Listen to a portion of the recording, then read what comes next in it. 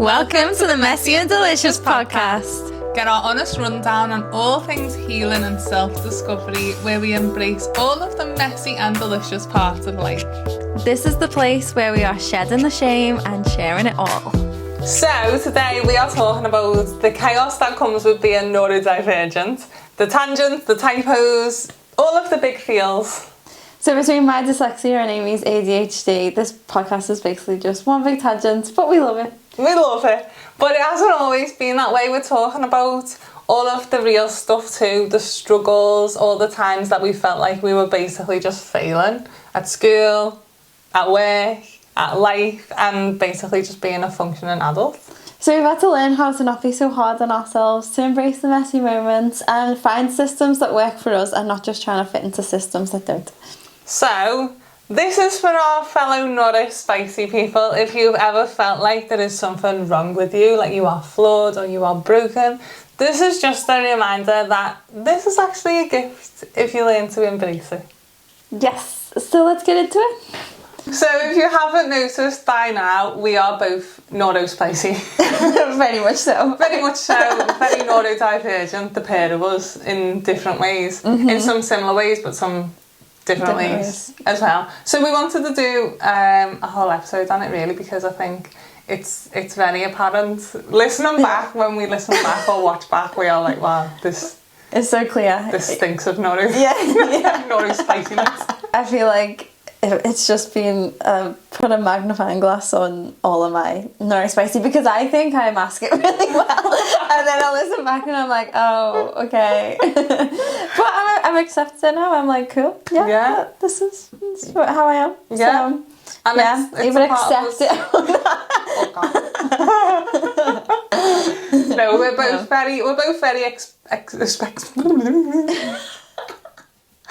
accepting of our NeuroSpicy brains, and I think we got on so well because of it. But I think we also we learned so much about how each other works, and we just managed to bounce off each other in different ways. And I think we've really noticed it more by watching ourselves and listening to ourselves back, because it's just normal for us now, isn't it? Yeah. But yeah, I think in some ways. So I'm ADHD. I feel like if you didn't notice that already, just to put it out there. And I'm dyslexic and then undiagnosed ADHD, autism. There's definitely something not fully clear, but there's something going on there. We've got similar things and different things. Like, because I'm dyslexic, I'll trip over words and stuff when I'm speaking, or I will say, like, listening back, I say sentences in the wrong order, but they're not in the wrong order in my head. Like, I'll put words in different places, or it'll take me a minute to put a sentence together in my head, so I'll be buffering. Literally buffering about buffering then. Like, it happens a lot. And like with dyslexia, it's not just, I think people think, oh, you can't spell, like, and that's the thing, but it's more about the way my brain works and the way it rearranges and puts words. Like reading, I've been able to put all of these different coping mechanisms in so I can read pretty fluently now. As a kid, I used to cry every time it was reading time. Like, literally, my mum would get the books out and I'd go, oh, not again. Because I felt, we'll get into this, because I just felt stupid. I felt like I couldn't do it. I felt like there was something wrong with me, because I could see the words, I understood the words, but they just jumbled about and I couldn't speak out loud what they were saying, what the words were. And there's loads to it. And also short-term memory as well, which is something that I still get a bit insecure about, because it does upset me when things just fly out my brain. But yeah, really hard to keep short-term things. I have to store short-term things in the long-term folder, but when I don't do that, then they just completely go, and then I get annoyed because I'm like, I don't remember things. Yeah, I think I get that with ADHD as well, the short-term memory. All of them, and long-term memory. I don't remember being any younger than 15. I've no recollection of my whole life. And I hate it, when people go, I remember this thing. And I'm like, no. And it's not because I don't care. Like, I genuinely don't remember. My brain, I feel like there's that much going on and it is working that hard all of the time to do everything. I can't store memories. Yeah. I can't store any information that is not vital. Yeah. Like, unless, going back to last week, it's something cringy, it'll stay there. Maybe it'll stay there forever. Because that's imprinted into my brain. Yeah. But yeah, and I think this shows up basically on our podcast and in our conversations, I think sometimes. And I sometimes I will butt in, so sometimes Emma's buffering a little bit because her brain's like trying to come up with the conversation and my brain's like, say the thing, say it now, because sometimes I know what Emma's trying to say and then I'm like, so I try and say it for you and then we end up talking over each other. But then this is like such an ADHD thing as well, because with my brain, if I know what someone else is trying to say, or like my brain is trying to get there fast, or if I have a thought or something I want to put in, I need to say it right now, otherwise I'll forget. And that was something I've always felt like so rude about. Yeah. And then I do it and I think, oh my god, everyone must hate me because I just jump in and take over the conversation and I'm like, blah, blah, blah, blah, blah, blah, like 100 miles an hour, but I don't mean to do it. But yeah, we just know that we know how each other work, so we know neither of us are being rude. We know how to hold space for each other. While our brains maybe take a little while to catch up on stuff. You're like, this is normal for us, and then we're putting it out there, and we're like, I wonder if people are catching on. Yeah, because we tried, didn't we? We tried to record the first episode of this podcast by being... Because obviously we were aware that there's a camera on us and we're recording, because normally when we're in normal conversations, we don't have to be aware of the camera and the microphones and stuff. So we were like trying to be really polite to each other, wasn't we? Like, let each other finish speaking and not butt in and make sure everything is clear and in a good order, and we just couldn't do it. We would just talk, wouldn't we? Emma would say something and then she'd look to me and I'd be like, I don't know what to say now, because the thought that I had 5 minutes ago, you were talking and I didn't want to interrupt you, so now I have no idea what to say. And then I'd talk and then I'd put it over to you and you'd just be like, we were just stood there and I was like, this is the worst podcast ever.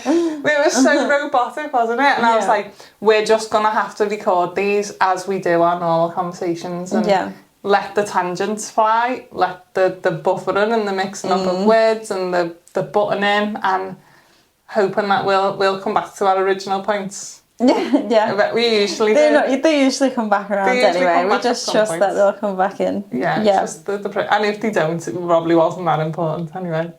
Or maybe we'll pick it up in another episode when we finally remember. We'll be like, oh my god, that's from episode 4 weeks ago we were talking about this and we went off on a tangent and didn't finish the conversation. That's usually how all our conversations go anyway, isn't it? But so we thought we'd just talk about it a bit and our experience with different neurodiversities. Also like the struggles as well, because it is like, I enjoy being ADHD and neurodiverse. I think like there's so many like superpowers and quirks that come with it, but it also, there's a very different side as well, which has been like a bit of a struggle, definitely. Yeah, because when you don't understand, like I didn't understand how my brain worked at all, and when you don't understand it, you don't know how to tend to it and how to look after it, or like how to use it in a way that feels good. So you just end up trying to be neurotypical, and it doesn't work. You're like trying to force it, and then because you can't fit into that box, it's really tough. It's really hard, and then all the shame that comes with not being able to do things that other people can do, and all of that I can get. It's really heavy. Heavy. It's heavy and lonely, and it can feel really isolating, I think. Like I was saying before, I've always struggled with reading and writing, but I wasn't diagnosed with dyslexia till I was 18, till I was in college. And so I just went through school, because every time they would give me a dyslexia test, because obviously I was bawling, crying every night. My mum kept going into the school and being like, can you help? Is she dyslexic? And every time I did the test, because I was still pretty good at masking, I was still answering questions in a way that they were like, oh, she's fine, she's like, maybe, but she's fine, she's getting on with stuff. And because I was quiet and I was well behaved and I just got on with my work and I got things done, they were just like, oh, she's fine, like, whatever, she's fine. But I definitely wasn't fine. I struggled so much, and then definitely through high school as well, and I was put in like bottom sets for English. I was amazing at maths, like maths whiz, but things like English and things that to do with writing, I was putting bottom sets in with my school.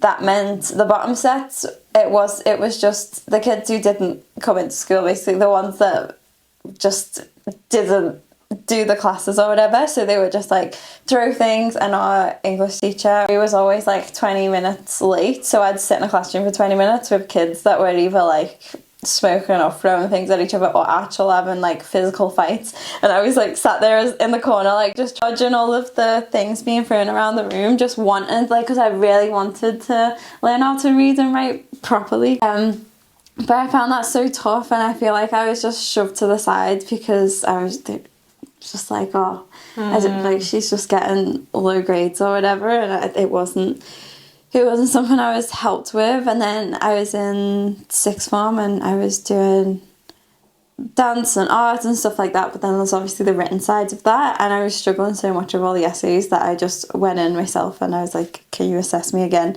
And the assessment was different, and they were asking about like what my short-term memory was like and how I read and what the words look like when I read, and they got me to read a document with a yellow, like the text was on a yellow background and I could read it easily, and then they gave me the same thing in white and I couldn't with a white background, and they were like, okay, these are all signs. And it really upset me because I was just annoyed that I'd struggled all the way through school, and then it was in the last month of sixth form, because it was as the exams were getting more intense, then I was diagnosed, and I was like, oh, so all of this time I could have been getting support and not just being thrown in with the kids that didn't want to learn. Like, it just felt really, really cruel, and I think it just brought up a lot around not being not normal and not being like the other kids that could just get on with it. And it's one of them, it feels good because you've got an explanation, but at the same time it feels there's like this part of you that's annoyed that you didn't get the support that you could have gotten this whole time. Yeah. Because you'd masked so well. Yeah. Yeah. But we're taught to mask, aren't we? Because it goes back to the whole thing of like this desire and need to fit in. Mm-hmm. So we don't want to show that we're different or we're struggling, especially in school. You don't want to be known to do that. But yeah, you end up missing out on support and opportunities. Well, have you found, like, since you got diagnosed, then was that easier to be kinder to yourself for all these things? Or not straight away, but over time, maybe? Maybe not straight away. But no, I think pretty soon afterwards, it made things really clear. I was like, oh, like I felt like I could understand myself more, and because the guy was dead nice who did the assessment with me, he explained all the things that I might struggle with, and because he explained that, I was like, oh, I am struggling with these things, because I think I was in denial about struggling with these things, and then I was like, oh, I am struggling, and so that means I need to like look after that instead of it being something to hate myself about. It definitely did help me, take be more compassionate about it. But then they started giving me like longer time on exams and stuff, and then I hated being the last one in the hall, so like I'd just go with everyone else. Like, even if I hadn't finished the exam, I'd be like, I don't want to be in here on my own. So I'd just go with my mates. So there was still that. I still hadn't fully accepted it. I didn't want to be the one in the hall that was still there.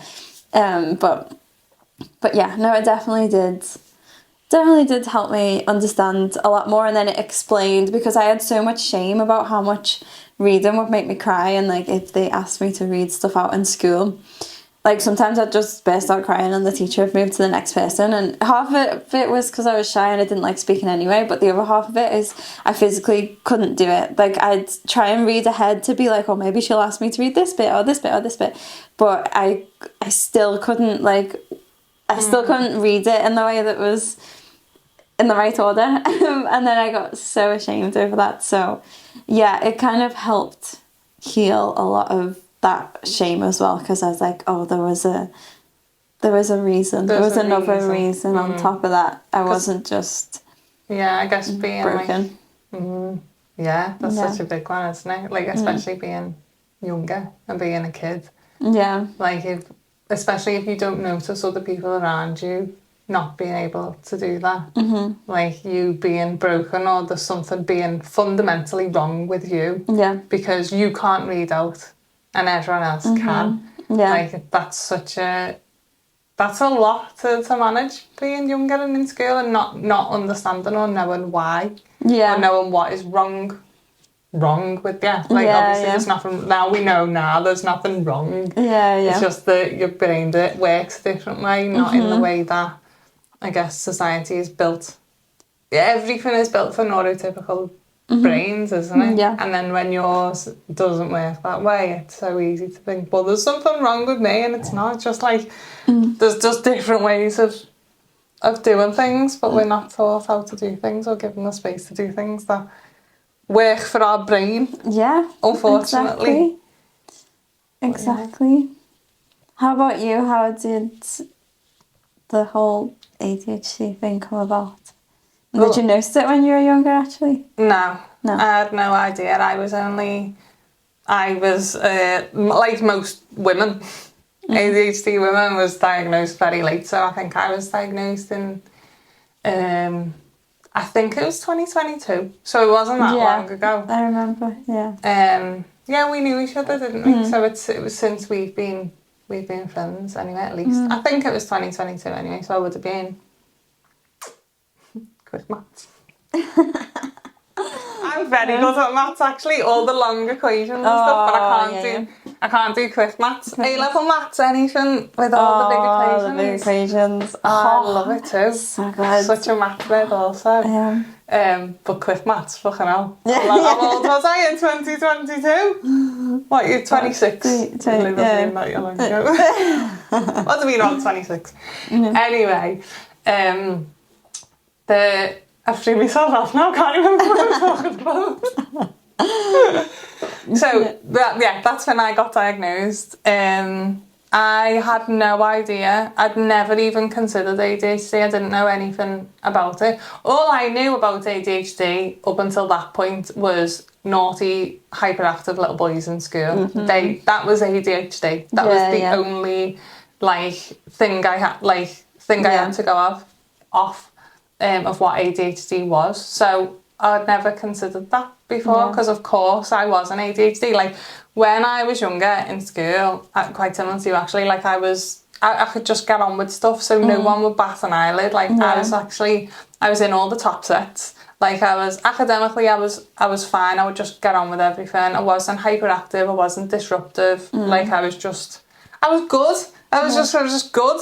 I got on with stuff, so there'd be no reason for anyone to look and be like, oh, I wonder if she's struggling. But that's because obviously ADHD shows up so different in girls to boys, and all of the research done, if you didn't know this already, is done on boys and men. So all the research up until like the last couple of years for ADHD was looked at in boys, and it doesn't show up different, so we would never have known. And that's another reason, the thing that makes me so angry. Like, so many women have been struggling with it for years because it doesn't show up how it does in boys. But no, I had no idea growing up. It was only like a couple of years ago when I was 26, and I was going through a time where I was just struggling so much with my mental health. Like, I just felt like I couldn't manage life. Like, everything was too much, even like the everyday tasks, like forgetting to like feed myself, like sleeping, everything. And I think that come a lot with obviously having my own business and having to manage all these different things, I just thought, oh, well, maybe I'm just not cut out for it. Yeah. Like, and I was like, I'm just failing so much at the minute, not only at like running a business, but at being a human. Like, I wasn't a functioning Oh my God, human being anymore. Like, and I think like the simple things that everyone else manages to do day to day, like I couldn't even manage them. And I was like, what the hell is wrong with me? Yeah. And I remember just thinking, like, I hit like a really big point with my mental health, and I was like, this isn't normal. This, like, how I'm feeling every day just to do everything isn't normal. Like, I was just exhausted by daily tasks. So I started looking into it, and that's when ADHD popped up, and I was like, nah. Because I know what ADHD means. The boy in my class that was like sent out of the class for like punching the table and shouting at me, and I was like, that's not me, of course it's not. And then the more I looked into it, I was like, oh. And you know, like seeing how it shows up in women, and I was like, my whole life makes sense now. Like every single part of it, looking back over my whole life, I was like, it's so obvious that I'm ADHD. And same again, I was like, and now I feel angry because I have had no support for the whole of my life. And I think because I was doing well in school and I was in top sets, and I looked like I was just flying through it all. I kind of, I've always been a person that picks things up pretty easy. If I try it and do it, I'm pretty good at it. But in order to do that, my brain is always working so hard. To do that. And I think I didn't know that not everyone was like constantly thinking and trying to do all the things, because you don't know that when you're a kid, do you? No. So I was doing well, but I was doing well because I was so burnt out from thinking and trying to do well. But no one ever would have known, really. But now looking back, for me, since having like my diagnosis, I can link. It's dead obvious to me that every time I've struggled with my mental health, because I've had like really bad episodes of like anxiety and depression, I can now see that they were actually a result of unmanaged ADHD. I didn't know how to manage my ADHD, which led to like anxiety and depression. All of them now, like they all link, and they make so much sense. So I think, had I have been diagnosed and got help and understood the way my brain works, I wouldn't have anxiety and depression from this feeling of just being a failure of a human. And that it's the shame, isn't it? And the way we talk to ourselves and being like, well, I can't do all these things that everyone else can do. What's wrong with me? Which triggers like the anxiety and the depressive episodes, because I just thought, again, I was just fundamentally flawed. I couldn't do the things.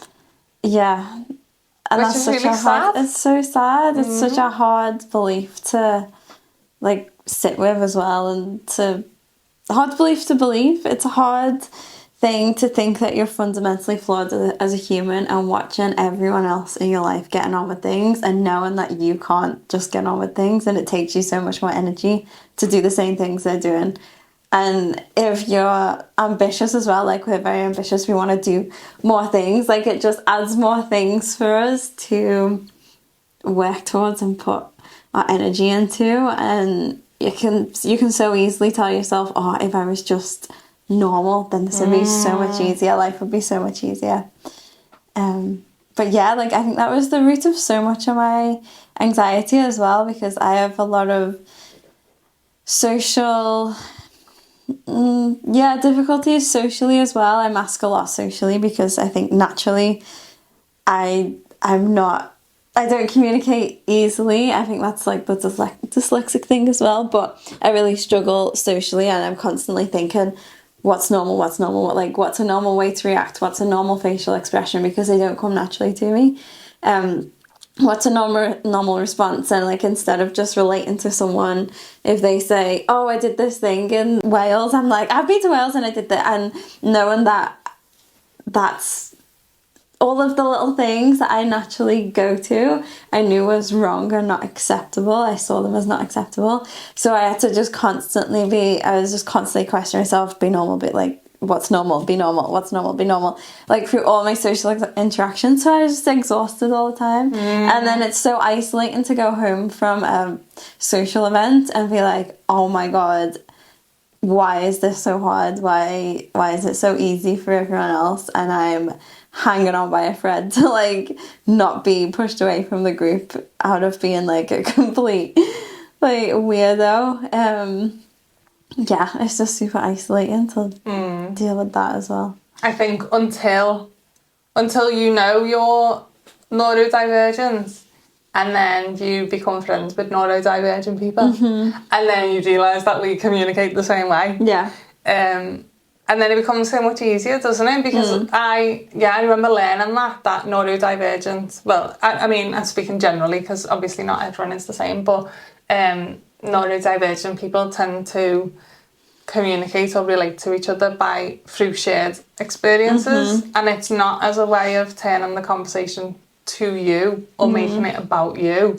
But just like you said there, when someone gets talking about Wales and you go, oh, I've been to Wales, it's not to take the conversation, the spotlight off what you're talking about. No. It's our way of saying, oh, I can relate to this. Yeah. And then when you know that, and people around you know that, it's not taken in the way that it's not meant. Whereas I think sometimes for neurotypical people, they're like, well, all right, well, it's not fucking about you. Yeah. Like, that's not what I'm doing. Yeah. And that was really hard because I would do that as well, and then people would make comments about it, and then I wouldn't get involved in the conversation because I was so worried about people always thinking that I'm trying to make things about myself, and I wasn't. I was just trying to be involved and let you know that this is my way of being like, I relate, and we relate, and we can like stop ourselves from that way of connecting with people. But when you know that, it makes it so much easier. Now I don't stop myself from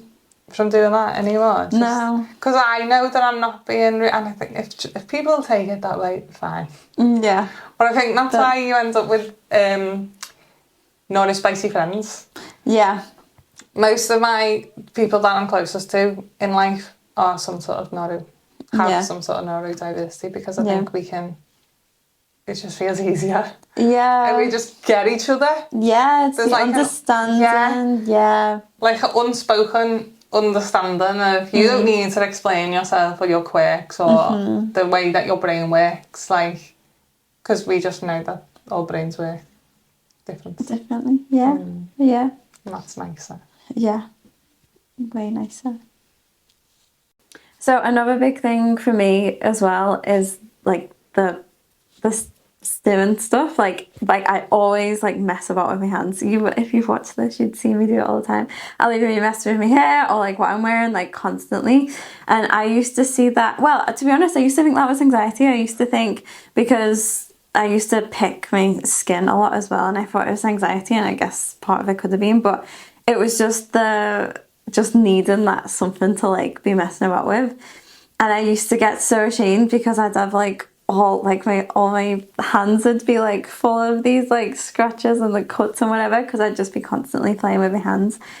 And then it's only fairly recently, like the last year or so, I've noticed how much I do that and how much I need that, and taking the shame out of it instead of it being like, why do you have to mess about with every little thing? And I think I've been told that a lot in the past, like, stop fidgeting, and it's like, no, it's something that I actually physically need to do. People have started to get me fidget toys, and they're like the best thing ever. Like I was saying to Amy, I haven't brought any today, but yeah, just having something to mess about with, like with nail varnish as well. I don't wear nail varnish because I used to just pick it off all the time, and I couldn't stop myself, and I used to be so ashamed because my nails would always look a mess, but I literally couldn't stop myself picking all the paint off. I just couldn't, because it was something that I could like use and play with, like with my hands. And there's still a bit of shame there, because I'm like, why can't I just sit still? But it's something that my brain needs. It's something that I need for my brain to work in like a more flowy way, and just why do we need to sit still? Exactly. Sit why do still I need for to what? For what? Why? It's boring. Yeah. But yeah. Stop telling me what to do. Yeah. Yeah. Like, I don't know. There's just, I don't know. I feel like there's just so much shame around that because it doesn't fit in with the normal, quote unquote normal, but also just looking a bit odd as well. Like, I will play with like fidget toys on the train or whatever, or on the bus or whatever now, and they're pretty like small, you can barely see them.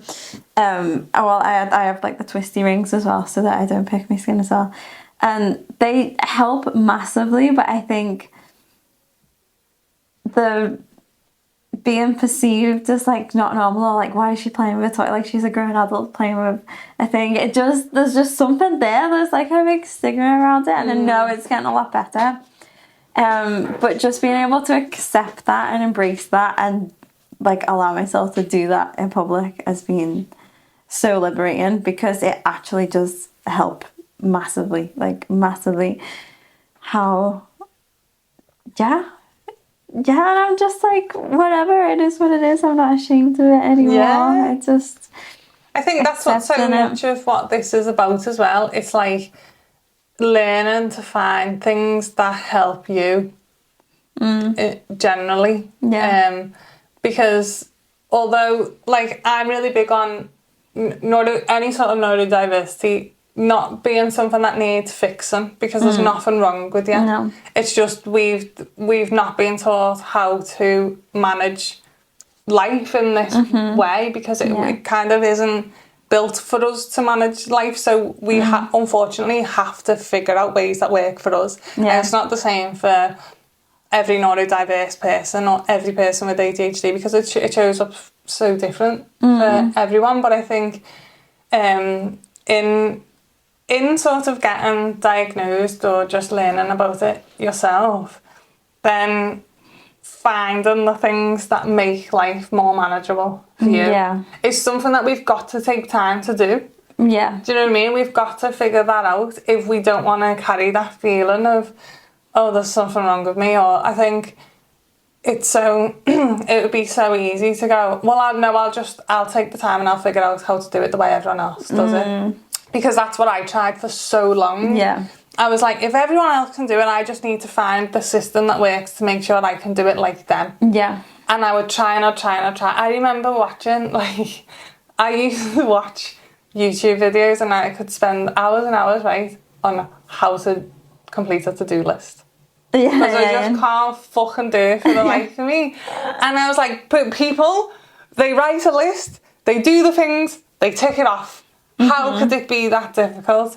So I would like try and find different ways to do a to-do list like everyone else, and I would spend so much of my time, that's just one example, but figuring out how to make my brain do the things that everyone else can do. And so but they do it naturally, so my brain isn't going to do it like them. And as soon as I like accepted that and thought, right, okay, I'm not going to try and do it the way everyone else does it, because it obviously doesn't work, but I do have to figure out a way to do it that makes life easier for me. I'm not going to ignore the fact that I've got ADHD. I'm not going to let it bother me and I'll just do what everyone else. No, because my brain doesn't work like that. Yeah. Do you know what I mean? So I like finding things that work for you, and that takes that takes time, because when you've grown up your whole life not knowing that there's something different about you, or like that you have this, I don't want to call it a disability, what do we call it? You have I don't know. You have a superpower. Yeah. That is different, and you've never learned that. Now you've got a whole lot of unlearning to do, so I'm unlearning all the ways that people taught me to do certain things, and I'm relearning them my own way. Yeah. I guess for me that's where like having the diagnosis and the understanding really helped, because I tried ADHD medication, didn't like it, wouldn't take it, wouldn't recommend it, but that's everyone's journey is different. I personally I didn't like it, and then I don't have any like formal support or anything from it, but I just felt like I didn't need it. What I needed to do is do my own research and understand my own ADHD, and stop trying to make things work the way other people work. Yeah. That was just so big for me. And then you could just give yourself so much more grace and compassion and understanding. Yeah. I think even like definitely. the simple tasks, like I've come to accept like the most simple things that people around me seem to be able to do so easy. I can't. Yeah. And that doesn't mean that I'm like failing as a human or that there's anything wrong with me. It just means I need a new system to find a way to make it work for me. That's it. Exactly. And I think for me as well, there's on different days, it affects me in different ways or in different levels kind of thing. So I will gaslight myself on days when I'm managing quite well and I'm like, you're fine, like you do just whatever. And then the next day I'm like paralyzed by the idea of like, full meltdown. And I'm like, oh, but now I've just been able to like fully accept it. Like you say, it just makes life easier. And just when you accept it, then you can put the systems in place and you can create the systems. But when you're kind of like, if you have a couple of good days, if I have a couple of good days, I'm like, what was I on about neurotypist? I'm sound. So what kind of systems work for you? Like what? My best systems, I figured that I have to create systems around everyday life tasks. So that's where I start at, because these are the things that I struggle with the most. When life gets busy and I'm having like my ADHD is just and I'm really overwhelmed, like the everyday life stuff is the stuff that I find really hard to keep on track of. So one of the things that I noticed the most with struggling with ADHD was me eating habits. Right. So when life is busy and I feel like my brain has 10 million tabs, million tabs open, feeding myself is impossible. It just feels like, and this is something that, again, so much shame came around because I was like, why am I making this a big deal? Like, people just make the tea and they eat it. But for me, it was one of the most stressful. It's such a big task because when I'm busy doing other stuff, I can't think about it. I get so overwhelmed. So it's all the decision making. This is the thing with ADHD, like the least amount of decisions I have to make, the better. Because when you give me something and all these decisions need to be made at once, I'm like, ah, and I will shut down and I'll do none of them. So this is what I done with food. When I came to like getting, I've gone off on a bit of a tangent, but I will come back around to the system that I'm going to talk about. But I kind of want to point out why it's important for me. When I went through the diagnosis process with ADHD, I was so overwhelmed at the time and I lost a lot of weight because I wasn't eating. Right, yeah.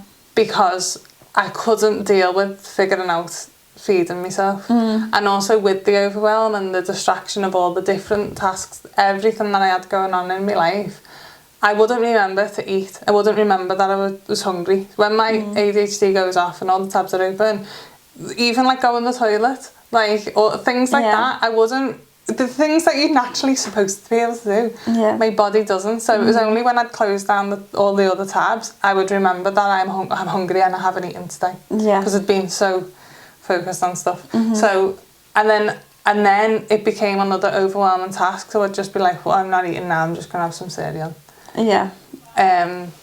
So I figured out if I can, because like eating a healthy, balanced diet and everything is so important for our health. It's something that I want to be able to do. I just realised that I struggle with it so much. So I was like, okay, what are the parts that I struggle with? And it's like this decision-making process all of the time. So I need to figure out a way to take all of these things off my to-do list and my brain.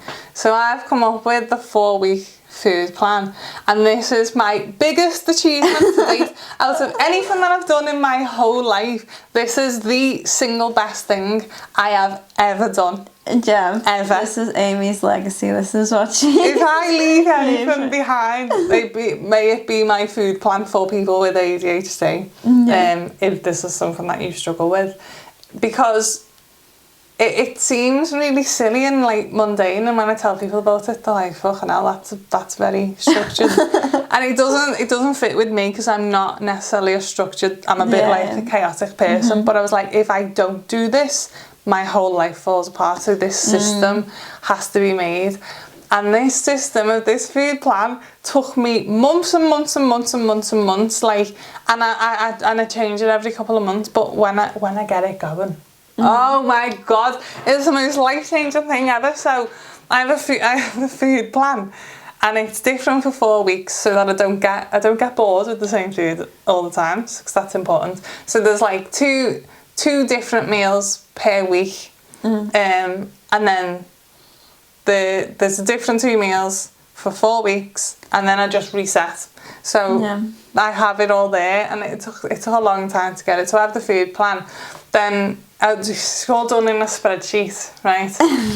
Emma, hours and hours and hours and hours it took me to do this. I know how long it took, so I have this, and then from the food plan, I then have a separate document with the list of all the recipes of the meals on the food plan, and then from there I've took it out and I've made a shopping list. So I have a 4 weekly shopping list for all the stuff in the food plan. So now the whole process of me figuring out what I eat every day, it's there. I mean, no, it's not there. It's gone. It's not there, is what I'm trying to say. My words are all mixed up. I'm so excited about it. I've literally taken out the things that I used to struggle with so much, and it took a long time to put this system in place, but now that it is there, it is just, it's one of the best parts of my week, because I no longer, any day, think about what I have to eat. It's revolutionary. I go shopping on a Sunday, I open up my phone, my list is already there because I created it months ago with my food plan. Got the little ticky thing on the notes app. I tick what I need to pick up, I go to the shop, I buy what's on the list. Nothing more, nothing less. Obviously, like some weeks I'll get other stuff in, I'll just see in the supermarket and I'm like, oh, I'll have that in just in case. And I don't have to be super rigid with it. If I fancy changing it, it's fine. The world doesn't fall apart. I'm not like, but to make that easier for me, that's what I do. So go, take everything off the list, come back, do all the prep, and then I just know where I'm at and what I'm having. Oh my God. Genuinely life-changing, because before then, like, what am I going to eat? What do I need to go shopping for? How much time do I need to prepare the food? I would just go, fuck it, I'll eat cereal. Because my brain today is not doing all of that stuff. Because it was so overwhelming. And I would feel like crying when I had to think about what to feed myself. And it sounds ridiculous, but again, it just comes back to, I'm not shaming myself for that anymore. It's just something that I struggle with, and something that I need a system in place for. And it's so worth it. Oh, I love it so much. But people have been like, so you know what you're having for your tea in 4 weeks' time? And I'm like, yeah, I do. And I'm like, well, what if you don't feel like it on that day? If I get up and I don't feel like it on that day, that's fine. I can have something else and I get other stuff in. Like, it's not something that now, it's not a strict procedure that I have to follow. But for me, eating a meal that I don't necessarily feel like is so much better than the overwhelm that comes without that. Because that sends me into like meltdown and spiral. And then if you're not eating well, you're not sleeping well, you're not doing anything well, it's like one of the core things of the things that we need. And then something else that is, we've touched on this before, that is a struggle for both of us. I think this is probably a struggle for humans in general, because I don't think we're supposed to be this contactable. But we spoke about it, I think, in the first episode, or when we were talking about friendship, is the whole difficulty with replying to texts. No, replying to text. Like, I just, like, since, I think I said this last time, but going back years, I think I was like 13, 14, every year I'd put, like, my New Year's resolution was to get better at replying. And I thought I was just like a terrible person and like just rude and self-centered. No. I just get so overwhelmed by messages, and it really gets to me because I know people are like, are you messing? It's just a message. Like people can really see it as like, just reply to the message. It's not as simple as that for my little brain. My little brain goes, like it's just on overload. And in general, my social battery isn't that big. Like I recharge alone, and because I'm still coming to terms of how to unmask and how to not be masked all the time, it takes a lot of me energy through the day if I'm in a lot of social things because I'm masking all the time, then it's a lot of energy. So if I get home and I have like 10 messages, then that is going to take me like just way over the threshold. And although I can be doing it alone in my own bed and reply to them, there's something about it that just still feels like social thing, and still feels like I've got to monitor what I say, how I say it, make sure I'm saying it in the right way, put an emoji on it so they don't think I'm being rude. Like all of these things that naturally I think other people can naturally respond to things. I can't do that because of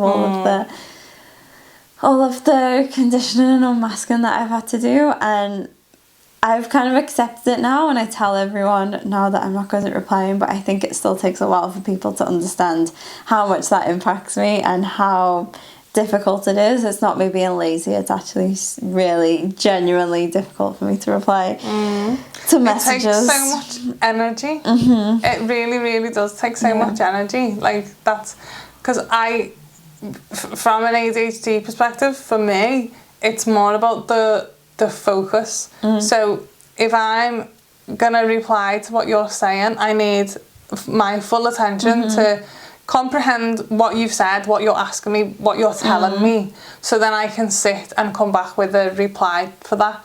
So because my attention it's all the time, like I struggle to just hone in on one thing. So if I'm doing anything else when you text me, I can't text you back because I can't focus in on what you're saying. So I can either give you a half-arsed reply and thingy, which I don't like doing. But even that takes energy. So I can text people back when I've got nothing else going on. So if I'm sitting in a quiet room alone, which isn't that often. Do you know what I mean? It's not that often that there's not other things going on around me. So if I'm out, if I'm working, if I'm cleaning, if I'm cooking, if I'm doing anything, I can't text back because it requires so much of my brain's focus. So I think I will do that later when I have the time to give you my energy to reply, and then sometimes that doesn't come around because I get distracted by 17 million other things. And it's good when you know that about yourself as well, because then I used to be like, oh, I'm such a shit friend, I'm such this, what is wrong with me, everyone else. Because even if it's a simple message like saying okay to someone, I look at it and I think, I'm sweating, and I think I'll just, when I've got the capacity later, I'll do it, and then sometimes I forget. And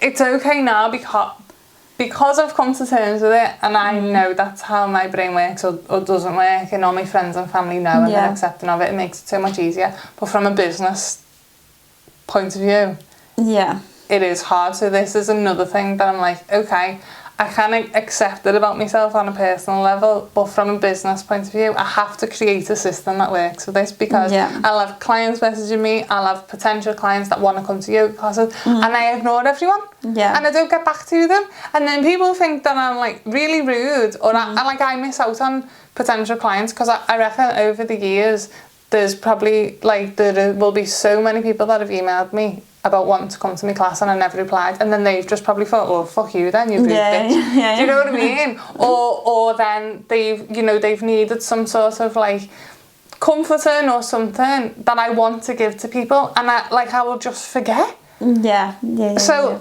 this is something that I'm working on the system now, is like having designated replying time and working it into me day, which again sounds silly, and I'm not that good at it yet. It's a work in process, but it's something that I'm creating a system for, because it's important to me. I don't want it to be like a thing where I'm like, oh, that's just my ADHD and I can't do it.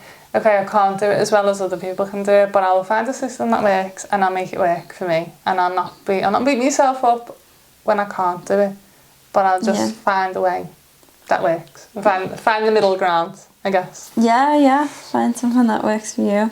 Yeah, like I can't wait for the day that I can employ someone to deal with all my communication. Absolutely. But in the meantime, what works for me is very specific. It's going to a cafe, and one that I know the noise level is going to be okay. It has to be very specific.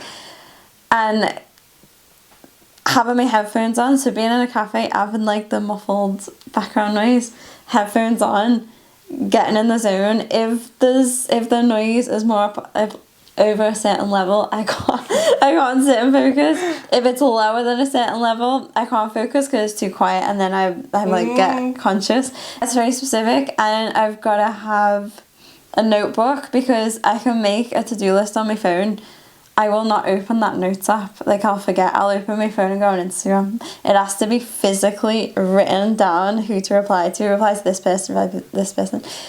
And then I can go through like that, and I can go into focus mode. I struggle to do that at home because I'll just stand up and start doing the dishes. Like, I don't even know I'm doing it, but I'll just start doing something else.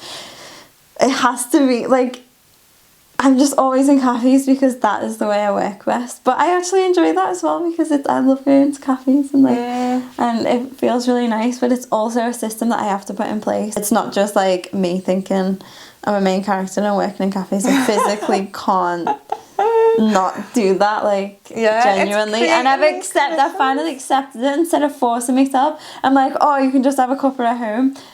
But the work doesn't happen, so then it's not working for me, so I have to go somewhere. Yeah, and like we get to create these conditions that make these tasks easier for us, and it doesn't have to make sense to anyone else. And I think if anyone is listening to this and struggling with certain things, try and figure out a system and a condition, whether that's an environment or like something that you do specifically at this time or with this specific drink. And people laugh about it, but it works. It works so much for NeuroSpicy brains, like to know that this is the time that we do this is the way that we do this. Do you know what I mean? Whatever works for you, I think, is just embracing that and allowing it, and not thinking, oh, it's so stupid that I have to do all these things just in order to do this one thing.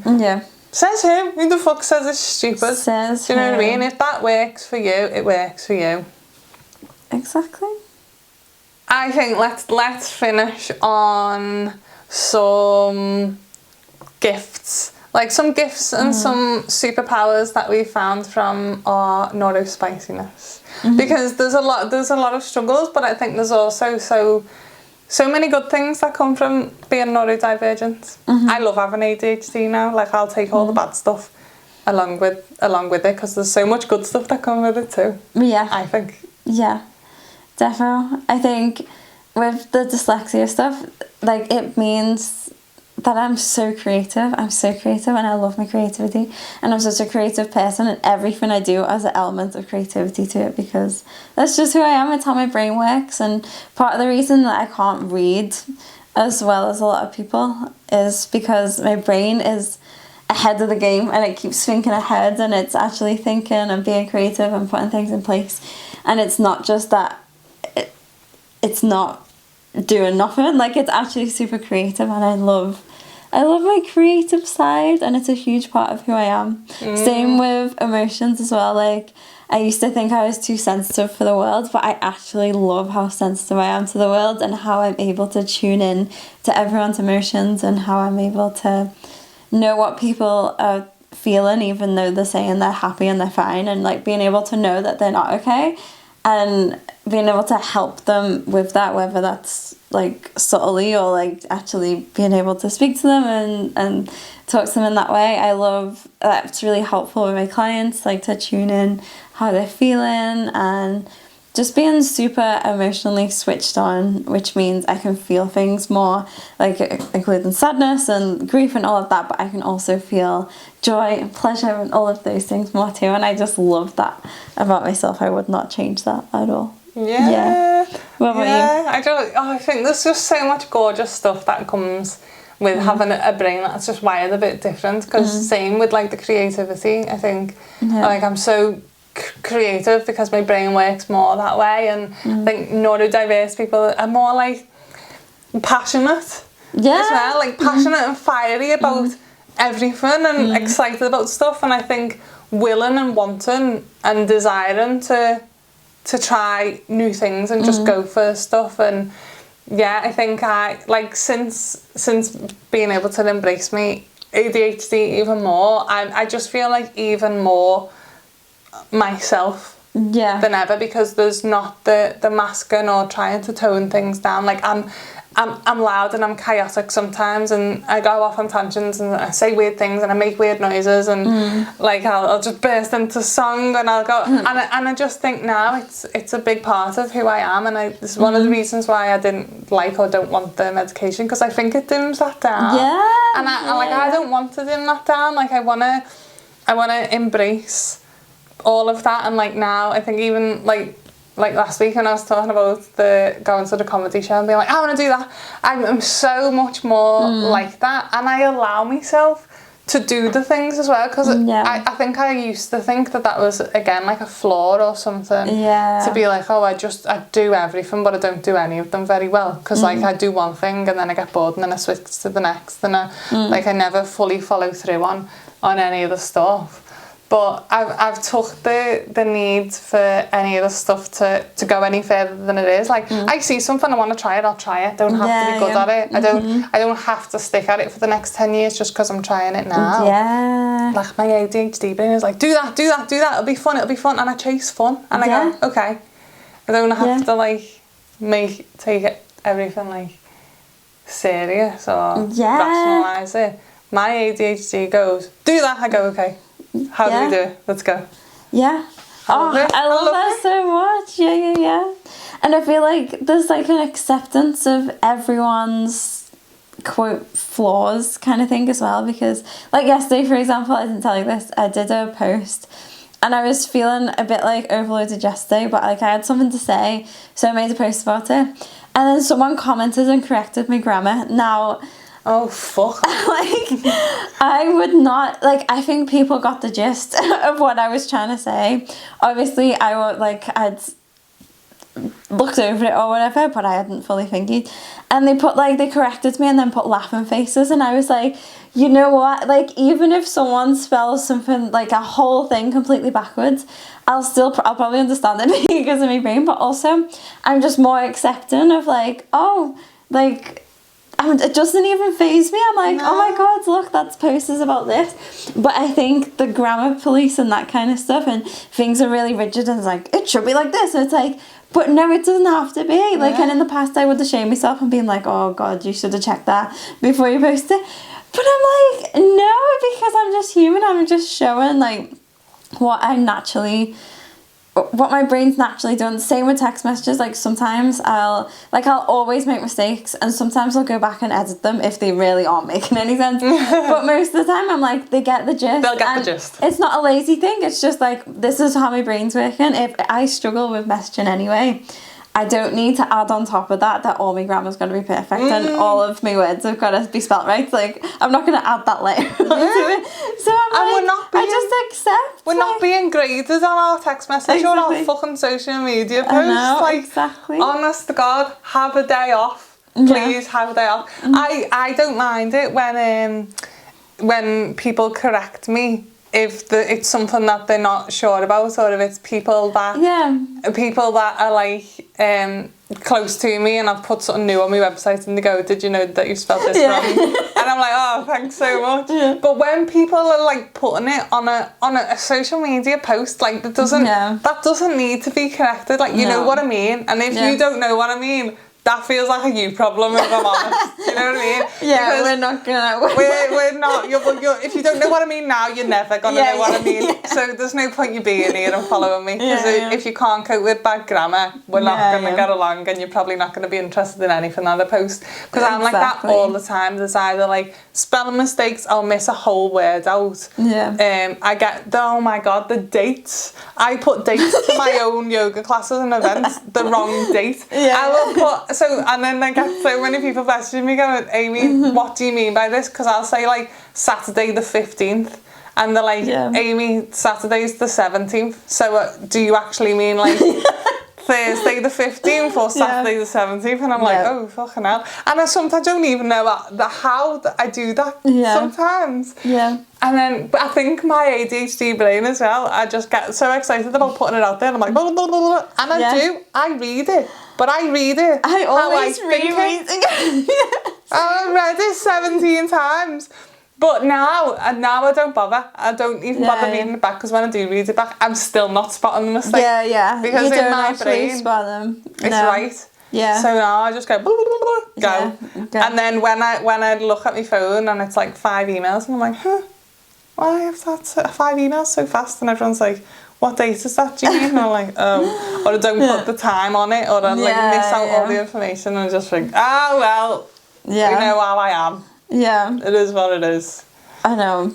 Oh, I just love it. My first job was to take orders for Subway stores for the salad. So literally all I had to do, there was a line that said lettuce, tomato, cucumber, pepper. I think it was like 4 or 5 items. I rang the Subway store and got how many of each, like how many boxes of each do you want? So they'd say 5 lettuce, 2 tomato, 3 cucumber, 4 pepper. I never wrote that down right. Sounds simple, doesn't it? I could not get the orders right, and people thought I was taking the piss because, like, how would you get that wrong? But that didn't. They never matched the right thing. I think. One, it wasn't like stimulating enough, so my brain wasn't like interested enough in them, what they had to say. Like, I don't care if you have 5 or 5 million boxes of lettuce, I'm not like, it does not impact me at all, so I'm not gonna listen. But no, like I did get better, and I like trained myself to do it. But like, I could have called myself stupid for the rest of my life. I could have gone like, oh, I can never work again, like I can never do anything. And somehow I've managed to build a successful business on my own. Like, it's mad. You are capable. If you are like, oh, I can't do this, I can't do that, it's not true. It's not true. You just might not be doing the thing that is like optimal for how your brain works. Yeah. And it's just finding the ways to make it easier for you, and not shaming yourself for all the other little stuff as well. Like, you're running like a successful business. So what, you got your grammar wrong in an Instagram post, you know what I mean? We're gonna like spend so much time beating ourselves up over the small stuff, when like, okay, well maybe you did through your dyslexia, but your dyslexia is also like the thing that makes you do all of these creative things. So, you know, swings and roundabouts, isn't it? I know, I don't go around being like, oh, this could be more creative, you know. There's just another level of acceptance as well in work and different environments. Like, when you know that your brain doesn't work properly, and you can accept it, and you figure out other stuff, and then you can tell the people that you work with as well, rather than in certain jobs like feeling like, oh my god, I'm just shit at everything. Yeah. And I can't do the stuff. I remember like having a cafe job, and it was after I was diagnosed, and I understood so much of my ADHD then. And I remember like there'd be times, and everyone in there knew as well, and sometimes they could tell. And Pav, like my manager, who was also like a really good friend, in the end as well, could tell when I would just have ADHD overwhelmed. She'd be like, do you want to come off the till? And I'd be like, yes, please. Because I'd be like on the till. And just like the sensory stuff as well, of like just these jobs that feel like they should be easy, but you're listening to someone's order, and then you're putting it in the till, the coffee machine's going on behind you, the staff are talking behind you, there's music playing, there's stuff going on over there, and someone could just be ordering 1 coffee, and I'm like, Did you say small? Like they told me 50, and I'm like, what milk did you say that you haven't? What, was it small or like? And I just keep asking the same repeated question, and I'd turn around and I'd be like, I'm gonna have a nosebleed. Someone needs to take it.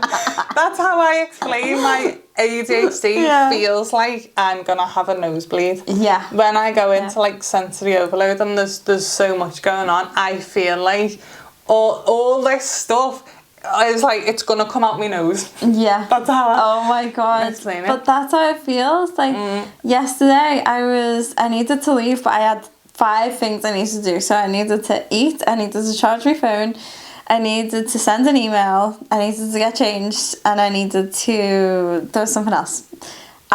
So I needed to get the pasta going, but I also needed to charge my phone, but I couldn't get the pasta going without a podcast on because my brain was frazzled. But my charger's in the bedroom, so I can't cook pasta and charge my phone and listen to a podcast. And I was also like, and then the email. I was literally shaking in the midst of the living room. I was like, I don't know. But like someone else would just get on with that and leave the house. Like I had a meltdown and then I had to literally run for a train. Like it was actually that's why I'm late for everything. Yeah. Oh my god, because then I can't figure out if there's like more than one task for me to do. Like I have to figure out what order I need to do them in. It's the order. And it's the decision. It's decision paralysis because now I have to make a decision, and then in my brain, if it doesn't make sense to do that thing first. So I need to figure out a way to do all the tasks as efficiently as I possibly can. So I will spend 1 hour figuring out how to do my 5 tasks that would take 5 minutes probably to complete them all. But now I've spent a whole hour thinking, well, how can I do this in the best way possible for my brain? And then I look and I should have been somewhere an hour ago and I'm like, I'm so sorry, I spent an hour figuring out how to do 5 tasks this morning. But if I don't, if I think about just doing them, I'm gonna have a nosebleed. I'm going to have a nosebleed thinking about how to do these tasks. Oh, it's so stressful. Most of my life is spent figuring out how to do the other tasks. That is how I spend. I've got notebooks full of how should I do this task today, and I will spend 3 hours figuring out how to do a 5-minute task. But then my brain is happy because I've figured out the best way of doing it for me. So I did spend 3 hours figuring it out, but now going forward, that will always only take me. So it'll always only take me 5 minutes. It won't. I will find a million different side quests, I'm sure. But it makes sense for me. Yeah. And it works. And it makes me happy. So fuck everyone else that is bothered by it. Yeah. But yeah. Like it has to make sense in my brain, and you can't tell me your way of doing it. Do not tell me your way, even if your way is faster and more efficient. I need to get there myself. I need the proof of trying the ways that don't work for my brain to go, aha, and it could have been something that you told me 5 weeks ago. But unless I get there myself, my brain will not accept. And I hate it. But then I get annoyed when people try and tell me better ways of doing it, even though they're trying to be helpful and stuff, because my brain can't take it in. So it doesn't matter. And then I get annoyed because there's part of me that feels like you're telling me that I'm wrong and my way's not good enough. But then I can't get it in my brain when I'm telling you the best way of doing stuff and you won't listen to me. I'm not going to listen to you. But like you better listen to me. But you better listen to me because the reason is I've already spent 17 hours going over why this is the easiest way, and I've done so much trial and error. I'm telling you this is the best way. So when I see people doing stuff that doesn't match up in my brain, I'm like I'm like twitching. I'm like, this makes no sense. Oh my god. Because my ADHD can't wait. I can't wait for you to get there your way. I've already figured it out. This is where my ADHD comes in. Answer. I might have been slow in my process, but I've figured out the fastest way. And the least, because it's a boredom thing as well with ADHD, isn't it? Like I can't. Do you know what I mean? When someone's doing something like slowly or things take time. No, I need the fastest way to get over this boredom. I can't be bored for a long time. Yeah. So when you're doing something slow and I'm bored, I'm like, just do it better. Yeah. I've got a way. I found a way. Yeah. I found a way to get rid of the boredom. So listen to my way because it's right. Yeah. So if you're listening to this and you're neurodiverse, know that you're not alone, and we are navigating our own neurodiversity, and we hope that you've got something from this episode, anything that makes you feel less alone, less isolated. And we'd love to hear what lands and anything that's come up that has surprised you, any aha moments, or just if you found it helpful to listen to NeuroSpicy people. Yeah, tell us your NeuroSpicy stories, because we'd love to hear anything. And just like a final reminder, I guess, that being neurodivergent doesn't mean that you're broken or there's anything wrong with you. Like it is a gift if you can embrace it, and just taking the time to figure out your systems and make navigating life easier for you, because it's annoying, isn't it, that we have to do more work for it, but when we do, it makes life easier, and there's no shame in any of that. No. Yeah.